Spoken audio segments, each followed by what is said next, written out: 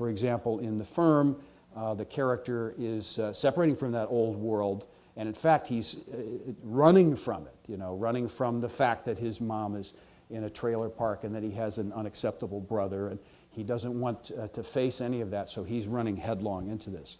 That's one condition. Other heroes are still clinging to their ordinary world and have to be yanked out of it, but the act of separation is the key verb there. The second movement takes you across this line that separates the two worlds. So you're entering this new world, and Campbell says most likely what's going to happen is some evocation of the feeling of descent. That's the act, is to descend. Now there are many ways to describe this, and I would point out to you that my way of looking at things is poetic. I'm all about metaphors, because Campbell said that's what a story or a myth really is. It's a metaphor. So when I say something like descent, it may be, well, they're not descending in my story, they're actually climbing at that point.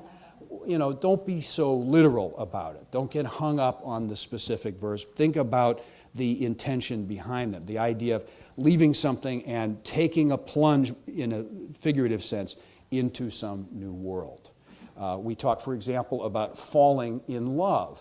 And in a love story, you will maybe separate from a former love or from some condition where you can't love or be loved, and then you begin to, and it has that feeling, even in the language, of falling in love.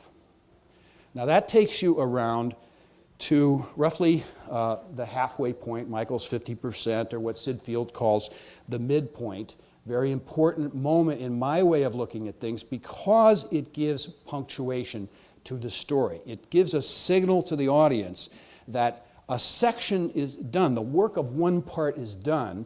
Now something really big usually happens in roughly the middle of the story. It may be delayed to maybe 75%, but some major event has to be confronted here. And that has usually a characteristic of death and rebirth. Now this is the key of my whole approach and Campbell's whole idea, is that all the myths and legends are replaying some kind of symbolic scene for us that represents the mystery of death and rebirth. That in order to go through the stages of life, the idea is that to live fully and to fully express yourself and fully experience these various stages we all go through, the old life has to die.